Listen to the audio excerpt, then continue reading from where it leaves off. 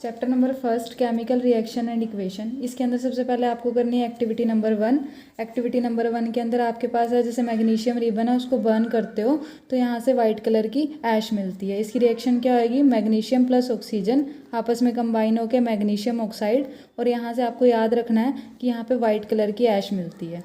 Second आपको याद रखना है कि बैलेंस केमिकल रिएक्शन है जो वो law of conservation of mass को फॉलो करती है, जो क्या कहता है कि मास ऑफ रिएक्टेंट और मास ऑफ प्रोडक्ट वो दोनों के दोनों इक्वल होंगे। नेक्स्ट आपने टाइप ऑफ केमिकल रिएक्शन के अंदर इनके एग्जांपल्स याद रखने हैं। केमिकल रिएक्शन के अंदर दो चीज़ें ऐड होके एक सिंगल सब्सटेंस बनाती हैं, जैसे कि आपके पास कैल्शियम ऑक्साइड है, वो वाटर के साथ कंबाइन होके कैल्शियम हाइड्रोक्साइड बना रहा है, प्लस यहाँ से हीट निकल रही है, और ये आपके पास एक्सोथर्मिक रिएक्शन भी है। कैल्शियम ऑक्साइड को ही क्विकलाइम भी बोला जाता है, या आप कैल्शियम ऑक्साइड बोल दो। कैल्शियम हाइड्रोक्साइड को आपके पास स्लेट लाइम या लाइम वाटर बोला जाता है, या आप इसको कैल्शियम हाइड्रोक्साइड बोल दो। उसके बाद आपको ध्यान रखना है कि 3 डेज़ के बाद जो शाइनी लुक आती है वो कैल्शियम कार्बोनेट की वजह से आती है। ये कैसे होता है कि जो दीवार पे वाइट वॉशिंग हुई, कैल्शियम हाइड्रोक्साइड बना, वो कार्बन डाइऑक्साइड के साथ कंबाइन होकर कैल्शियम कार्बोनेट बना देता है, जिसकी वजह से शाइनी लुक आती है। नेक्स्ट आपको ध्यान रखना है डिकम्पोजिशन रिएक्शन क्या होती है। डिकम्पोजिशन रिएक्शन के अंदर एक सब्सटेंस है वो 2 में टूट जाता है, 2 या 3 में टूट जाता है, तो आप उसको क्या बोलोगे, डिकम्पोजिशन रिएक्शन। इसके 3 टाइप्स हैं। एक आपके पास होता है थर्मल डिकम्पोजिशन, एक होता है फोटोलिटिक, और एक होता है इलेक्ट्रोलिटिक। थर्मल का मीनिंग है हीट की प्रेजेंस में, फोटोलिटिक मतलब सनलाइट की प्रेजेंस में, और इलेक्ट्रोलिटिक का मीनिंग होता है करंट की प्रेजेंस में। इसका एग्जांपल याद रखना है, FeSO4 है, जब आप उसको हीट करोगे तो फेरिक ऑक्साइड बनता है, और sulphur dioxide plus sulphur trioxide बनती है, और जो ये सल्फर डाइऑक्साइड है इसकी वजह से पंजेंट स्मेल आती है। नेक्स्ट है फोटोलिटिक। फोटोलिटिक मीन टू से सनलाइट की प्रेजेंस में जब आप AgCl को आप हीट करते हो तो यहाँ से क्या बनता है, सॉरी हीट नहीं करोगे, यहाँ पे सनलाइट सन की प्रेजेंस में रखोगे तो Ag + Cl2 बनता है, और आपके पास यहाँ से ग्रे कलर के जो उस सब्सटेंस का चेंज है, जो ये AgCl है वाइट कलर का होता है, वाइट से वो ग्रे में चेंज हो जाता है। और दूसरी बात क्या याद रखनी है कि AgBr है उसको यूज़ किया जाता है फोटोग्राफी के अंदर। AgBr को सिल्वर ब्रोमाइड बोला जाता है। नेक्स्ट है इलेक्ट्रोलिटिक। इलेक्ट्रोलिटिक के अंदर वाटर की इलेक्ट्रोलिसिस की जाती है, वाटर के अंदर से करंट पास कराया जाता है एक बीकर में से, तो यहाँ से हाइड्रोजन और ऑक्सीजन मिलती है, और यहाँ पे जो रेशो रहती है वो 2:1 रहती है। नेक्स्ट आपके पास है डिस्प्लेसमेंट रिएक्शन। डिस्प्लेसमेंट रिएक्शन के अंदर जो मोर रिएक्टिव मेटल है वो डिस्प्लेस कर देती है लीस्ट रिएक्टिव मेटल को। इसका एग्जाम्पल हो जाएगा Fe + कॉपर सल्फेट। यहाँ से Fe अपने साथ SO4 को ले जाएगा, और यहाँ से कॉपर अलग हो जाएगा, और जो इस कलर कॉपर सल्फेट का जो कलर होता है वो ब्लू होता है, ब्लू से वो ग्रीन के अंदर चेंज हो जाएगा। नेक्स्ट आपको एक्टिविटी सीरीज याद रखनी है, इसमें से 2 या 3 क्वेश्चन आएंगे। नेक्स्ट है डबल डिस्प्लेसमेंट। डबल डिस्प्लेसमेंट के अंदर आयंस का एक्सचेंज होता है, AB + CD है वो अपने साथ AC और BD में एक्सचेंज हो जाएगा, और उसके 2 टाइप होते हैं, एक होता है प्रेसिपिटेशन और एक होता है न्यूट्रलाइजेशन। प्रेसिपिटेशन के अंदर प्रेसिपिटेट बनते हैं, इनसोल्युबल पार्टिकल है वो नीचे बैठ जाते हैं, जैसे कि आपने ले लिया sodium sulphate plus barium chloride, आपस में कंबाइन होकर बेरियम सल्फेट प्लस यहाँ से NaCl, इसके वाइट कलर के PPT हो जाएंगे। इनके 2 टाइप है, इसमें से एक क्वेश्चन आना है। इसमें से जो न्यूट्रलाइजेशन और इन दोनों में फ़र्क यही है, न्यूट्रलाइजेशन के अंदर एक एसिड और बेस लेके चलते हैं, और इसके अंदर 2 साल्ट लेके चलते हैं, उनको मिक्स किया जाता है और वहाँ से वाइट कलर के PPT बनते हैं। इसकी एक ये वाली रिएक्शन इंपॉर्टेंट है, लेड नाइट्रेट को जब आप हीट करोगे, लेड नाइट्रेट और पोटाशियम आयोडाइड को हीट करोगे तो लेड आयोडाइड के वाइट कलर येलो कलर के PPT बनते हैं। इनके PPT का कलर पूछा जाता है कि कौन से PPT बनते हैं। नेक्स्ट आपने ध्यान रखना है कि डिकम्पोजिशन और कम्बिनेशन है वो आपस में अपोजिट होते हैं। और दूसरी बात याद रखनी है, अगर आपके पास लेड नाइट्रेट का सॉल्यूशन है, उसके अंदर से आपको लेड नाइट्रेट नहीं सिल्वर नाइट्रेट का सॉल्यूशन है, उसके अंदर से आपको सिल्वर को निकालना है, तो आप क्या करोगे, कॉपर का यूज़ किया जाता है उसकी रिफाइनिंग के लिए। और एक ध्यान रखना है कि कॉपर प्लस ऑक्सीजन जब आपस में रिएक्शन करते हैं तो कॉपर ऑक्साइड बनता है, तो ब्राउन कलर का एलिमेंट होता है। नेक्स्ट है ऑक्सीडेशन और रिडक्शन रिएक्शन, ये आपस में कंप्लीमेंट्री होती हैं। रिडॉक्स रिएक्शन का मीनिंग होता है रिडक्शन प्लस ऑक्सीडेशन एक साथ होना, जैसे कि हमारे पास एग्जांपल है कॉपर ऑक्साइड प्लस हाइड्रोजन आपस में कंबाइन होकर कॉपर प्लस H2O बना रहे हैं। एक चीज़ याद रखनी है, जो चीज़ रिड्यूस होती है उसी की रिडक्शन होती है, और वो ऑक्सीडाइजिंग एजेंट होता है। जैसे यहाँ पे देखोगे कॉपर ऑक्साइड है, कॉपर ऑक्साइड किस में चेंज हो रहा है, कॉपर के अंदर, मतलब ये यहाँ से ख़त्म हो रहा है, तो ये आपके पास क्या है, रिडक्शन है, और ये ऑक्सीडाइजिंग एजेंट की तरह काम करेगा। यहाँ पे हाइड्रोजन है, इसके अंदर ऑक्सीजन ऐड हो रही है, जिसकी ऑक्सीडेशन होती है वही चीज़ ऑक्सीडाइज होती है, और वो रिड्यूसिंग एजेंट की तरह काम करती है। रेस्पिरेशन है आपके पास एक एक्सोथर्मिक प्रोसेस है, यहाँ से क्वेश्चन आना, और यहाँ से ऑक्सीडेशन और रिडक्शन इनमें से एक क्वेश्चन आना है आपके पास। एक ही एग्जांपल आपको याद रखना है कि decomposition of a vegetable matter into compost, vegetable matter का कंपोस्ट में चेंज होना, खाद के अंदर चेंज होना, वो भी आपके पास एक्सोथर्मिक प्रोसेस है। नेक्स्ट आपको ध्यान रखना है करोजन क्या होता है, मेटल की सरफेस के ऊपर वाटर, मॉइस्चर या किसी भी एटमॉस्फेरिक गैस का अटैक हो जाना, उसको करोजन बोलते हैं। रस्टिंग क्या है, जब आपके पास ये करोजन आयरन के केस में हो जाता है तो उसको रस्टिंग बोलते हैं। रस्ट का फॉर्मूला याद रखना है Fe2O3.x molecule of water, ferric oxide, इसको बोला जाएगा हाइड्रेटेड फेरिक ऑक्साइड। और बेस्ट मेथड क्या है रस्टिंग के प्रिवेंशन के लिए, गैल्वेनाइजेशन का मेथड है। गैल्वेनाइजेशन के अंदर जो भी आयरन का आर्टिकल होता है उसके ऊपर जिंक की लेयर चढ़ा दी जाती है। वैसे बहुत सारे मेथड है, ऑयलिंग करके, ग्रीसिंग करके, लेकिन जो बेस्ट मेथड माना जाता है वो गैल्वेनाइजेशन का माना जाता है। नेक्स्ट है आपके पास रेंसिडिटी क्या होती है, रेंसिडिटी का मीनिंग होता है फूड आइटम का खराब हो जाना ड्यू टू देयर ऑक्सीडेशन, उसको रेंसिडिटी बोलते हैं। और इसके लिए प्रिवेंशन के लिए जो चिप्स के पैकेट होते हैं उनके अंदर नाइट्रोजन गैस को भरा जाता है। नेक्स्ट है आपके पास acid, base and salt. Second chapter है आपके पास एसिड की प्रॉपर्टी और बेस की प्रॉपर्टी और साल्ट के बारे में पढ़ना है। इसके अंदर सबसे पहले एसिड का पता होना चाहिए। एसिड H पॉजिटिव देते हैं, सोर इन टेस्ट, खट्टे होते हैं, इलेक्ट्रिसिटी को कंडक्ट करते हैं। बेस आपके पास होता है जो OH नेगेटिव देते हैं और बिटर इन टेस्ट होते हैं।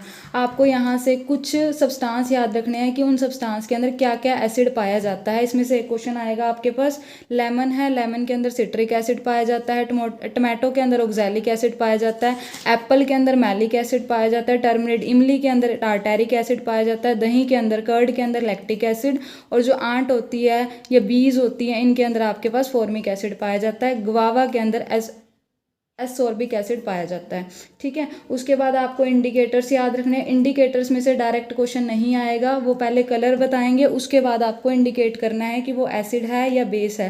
क्वेश्चन इस तरह से आएगा, पहले वो बताएंगे कि कोई सब्सटेंस है, किसी के साथ रिएक्ट करके ये सब्सटेंस दे रहा है। जैसे वो मिथाइल ऑरेंज का एग्जाम्पल देते हैं तो वो डायरेक्ट मिथाइल ऑरेंज नहीं देंगे, वो ऐसे बोलेंगे कि आपके पास वो येलो कलर के कोई बेस के साथ रिएक्शन करने के बाद येलो कलर आ रहा है, तो आपको ये लर्न रखना है टेबल, तभी आपको पता लगेगा वो इंडिकेटर कौन सा है और वो बेस है या आपके पास एसिड है। जो मिथाइल ऑरेंज है वो आपके पास एसिड के साथ रेड कलर देता है, बेस के साथ येलो कलर देता है। फिनोल्फथलीन है आपके पास, ये एसिड के साथ कोई चेंज नहीं देता है, लेकिन बेस के साथ या तो पिंक कलर देता है या आपके पास रेड कलर देता है।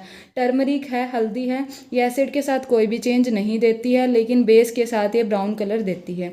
नेक्स्ट है लिटमस पेपर। लिटमस पेपर आपके पास लीचन के ट्री से मिलता है, एक्सट्रैक्ट करते हैं हम इसको। ये दो कलर, अगर इनकी स्ट्रिप्स की बात करें तो दो कलर में होता है, एक रेड कलर की स्ट्रिप होती है और एक ब्लू कलर की स्ट्रिप होती है।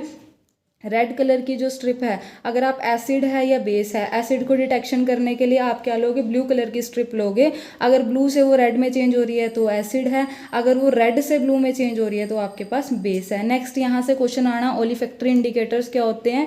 ये इंडिकेटर्स उन बच्चों के लिए यूज़ किए जाते हैं जिनकी जो देख नहीं पाते, विजुअली इम्पेयर्ड स्टूडेंट है, उनके लिए किए जाते हैं।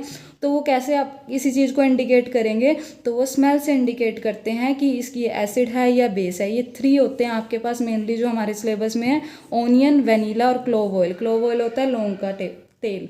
ठीक है, ओनियन है एसिड के साथ कोई चेंज नहीं देगा, वेनीला भी एसिड के साथ कोई चेंज नहीं देगा और क्लोव ऑयल भी एसिड के साथ चेंज नहीं देता। लेकिन बेस के साथ क्या है, स्मेल को ख़त्म कर देते हैं। ओनियन की जो स्मेल है, जैसे आप उसके अंदर बेस डालोगे तो स्मेल चली जाएगी, वेनीला की स्मेल चली जाएगी, लौंग के तेल की बहुत अच्छी स्मेल होती है, जैसे ही बेस डालोगे तो चेंज हो जाएगी। नेक्स्ट उसके बाद आपने याद रखना है, एसिड और मेटल आपस में रिएक्ट करके, कोई भी एसिड ले सकते हो, मेटल के साथ रिएक्ट करके आपके पास मेटल का साल्ट प्लस यहाँ से हाइड्रोजन गैस निकलती है। हाइड्रोजन गैस की डिटेक्शन के लिए जो आपके पास पॉप साउंड प्रोड्यूस होती है, अगर पॉप साउंड प्रोड्यूस हो रही है तो वो आपके पास हाइड्रोजन गैस है। नेक्स्ट आपको याद रखना है, स्ट्रॉन्ग एसिड कौन से होते हैं, वीक एसिड कौन से होते हैं। स्ट्रॉन्ग एसिड होते हैं HCl हो गया, H2SO4 हो गया, जो कम्प्लीटली आयनाइज हो जाते हैं वाटर के अंदर, वो आपके पास स्ट्रॉन्ग एसिड है। और जो कम्प्लीटली आयनाइज नहीं हो पाते वो आपके पास वीक एसिड है। और कार्बोनिक एसिड है, एसिटिक एसिड है, सारे वीक एसिड के अंदर आएंगे। एक चीज़ और याद रखनी है, जब आप एक एसिड और बेस की न्यूट्रलाइजेशन करते हो तो एक आपके पास एक्सोथर्मिक प्रोसेस है। एक्सोथर्मिक मतलब वहाँ से हीट निकलेगी। और एक यहाँ से पीएच को याद रखना है कि किसकी पीएच कितनी होती है। जैसे आपके पास प्योर वाटर है, प्योर वाटर की जो पीएच होती है वो 7 होती है। HCl है, हाइड्रोक्लोरिक एसिड है, इसकी पीएच 1 होती है। ह्यूमन स्लाइवा है, उसकी पीएच होती है 6.5 to 7 के बीच में।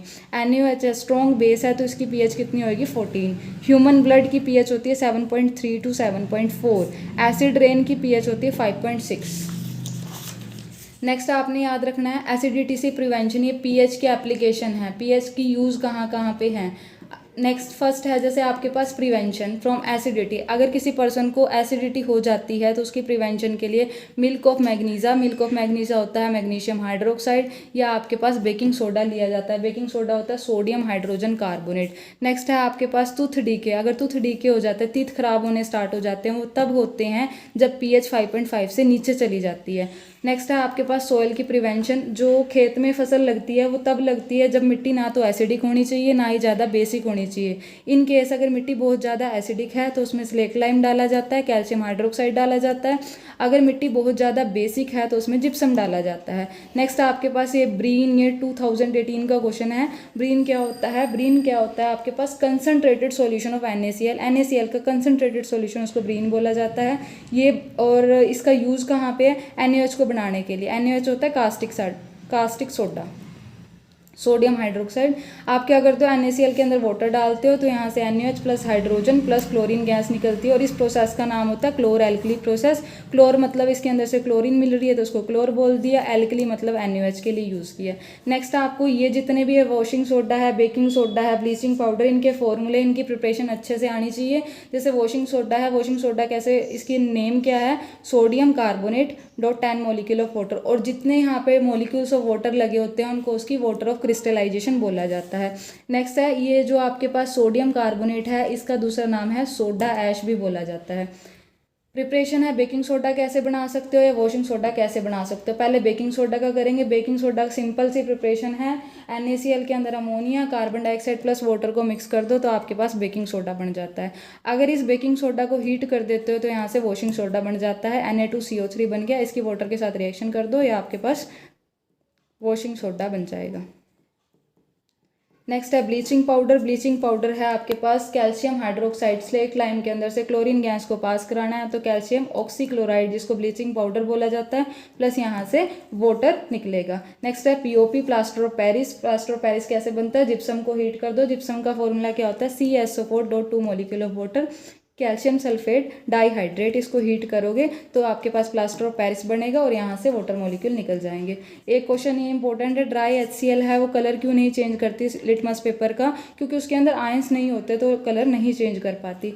नेक्स्ट क्वेश्चन इंपॉर्टेंट है, यहाँ पे क्वेश्चन इस कुछ भी स्टेटमेंट चेंज करके आ सकता है। जैसे दे दिया 10 मिलीलीटर NaOH है, उसको न्यूट्रलाइज करने के लिए 8 मिलीलीटर HCl चाहिए। 10 को 8 मिलीलीटर कर रहा है तो कहता है अगर 10 का डबल कर देते हैं NaOH, अब 10 की जगह कितना हो गया 20, तो HCl की कितनी नीड होगी? अगर 10 का डबल 20 है तो 8 का डबल कितना हो जाएगा? 16 मिलीलीटर आपको NaOH चाहिए होगा।